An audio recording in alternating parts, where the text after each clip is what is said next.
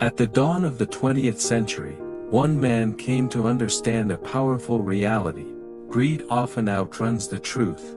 Charles Ponzi arrived in the United States carrying little more than ambition and an extraordinary ability to persuade. In only a few years, he would rise to become one of the most talked about men in America, praised by admirers as a financial wizard and later unmasked as one of the greatest swindlers the world had ever known. By offering everyday people astonishing returns, Ponzi constructed a financial empire rooted in confidence, illusion, and borrowed time. Investors believed they had discovered a miracle. In truth, they were buying into a fabrication that could exist only as long as new money continued to flow.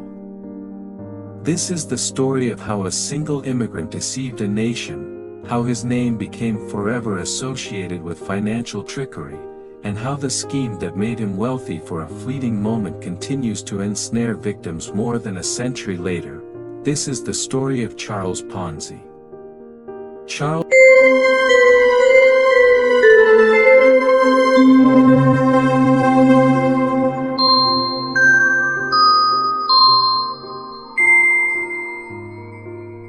Charles Ponzi was born on March 3, 1882, in Lugo, Emilia-Romagna, in the Kingdom of Italy. His family had once enjoyed prosperity, and his mother continued to use the title Donna, though their financial standing had declined sharply and money was scarce. Ponzi initially worked as a postal clerk before gaining admission to the University of Rome La Sapienza. Many of his wealthier classmates treated their studies as a four-year vacation, spending their time in cafes, bars, and opera houses. Ponzi eagerly followed their example, exhausting his funds in the process. After 4 years, he left the university broke and without a degree. During this period, many young Italian men were emigrating to the United States and returning home wealthy. Encouraged by his family to do the same and restore their former social position, Ponzi decided to leave Italy. On November 15, 1903, Ponzi arrived in Boston aboard the SS Vancouver. By his own account, he had only $2.50 in his pocket, having gambled away the rest of his savings during the voyage. "I landed in this country with $2.50 in cash and $1 million in hopes," he later told the New York Times, "and those hopes never left me." He quickly learned English and spent the following years taking odd jobs along the East Coast. Eventually, he found work as a dishwasher in a restaurant, sleeping on the floor at night. He later became a waiter but was dismissed for stealing and shortchanging customers. In 1907, after years of disappointment in the United States, Ponzi moved to Montreal, Canada, where he became an assistant teller at the newly established Banco Zerossi on St. Jacques Street. The bank, founded by Luigi Louis Zerossi, served Italian immigrants arriving in the city. Ponzi's charm and fluency in Italian, English, and French helped secure the position. While employed there, Ponzi encountered the practice later known as robbing Peter to pay Paul. Zerossi offered depositors 6% interest, double the prevailing rate, causing rapid growth.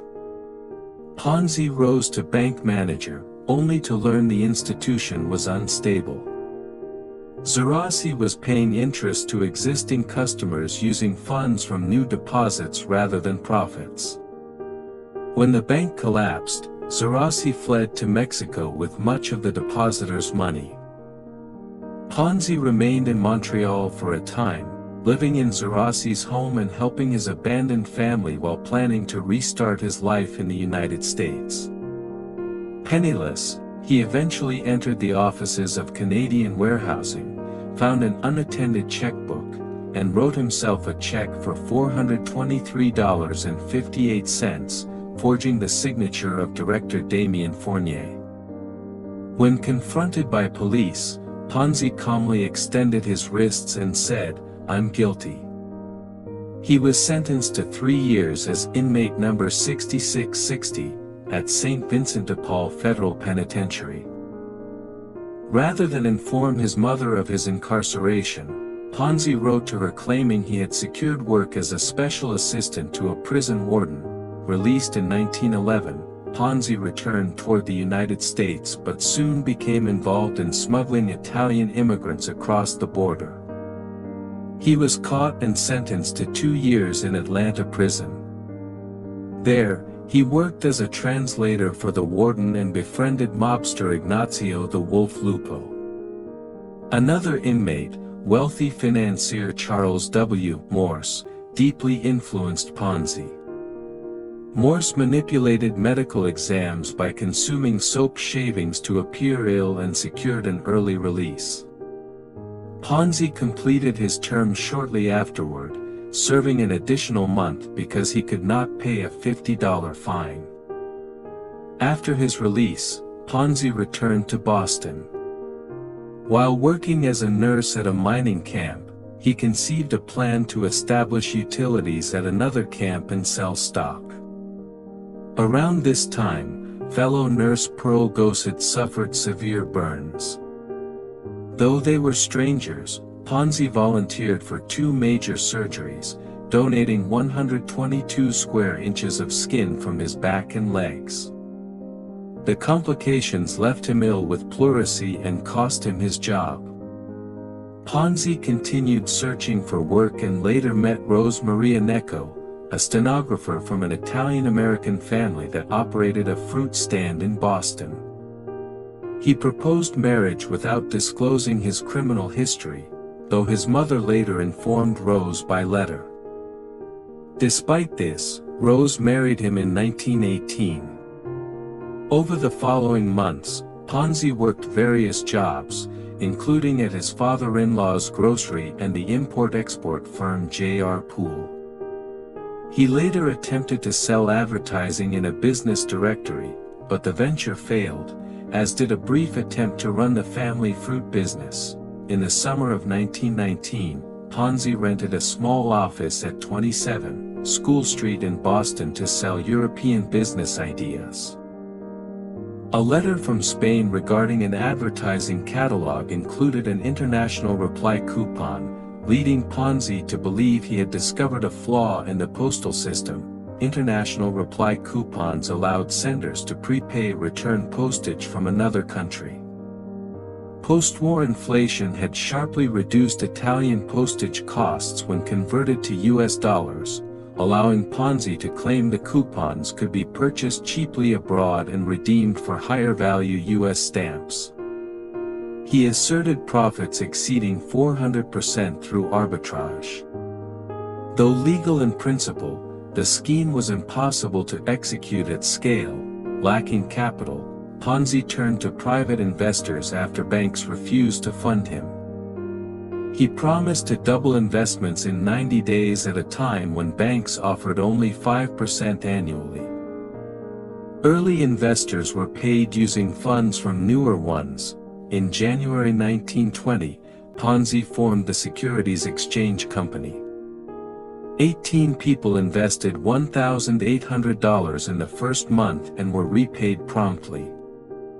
As word spread, investments surged. Ponzi hired agents, opened larger offices, and deposits rose into the millions. By June 1920, $2.5 million had been invested, equivalent to roughly $39 million in 2024 dollars. Ponzi deposited funds into Hanover Trust Bank and eventually gained control. Investors mortgaged homes and reinvested profits. Branches spread across New England and New Jersey. Despite appearances, the operation was deeply insolvent. Returns were paid exclusively from incoming funds.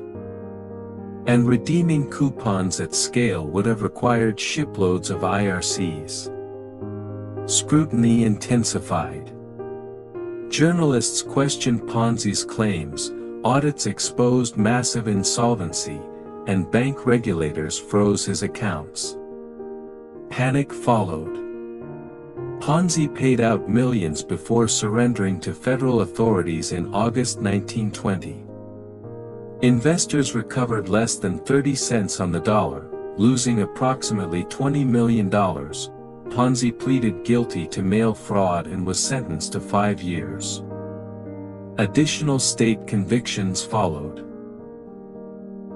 After release, he launched another land scam in Florida, was convicted again, attempted to flee, and was returned to prison. Deported in 1934, Ponzi drifted through failed ventures in Italy and Brazil. His health deteriorated, and he spent his final years in poverty. Charles Ponzi died on January 18, 1949, in a charity hospital in Rio de Janeiro, insisting to the end that his scheme had been the best show America had ever seen.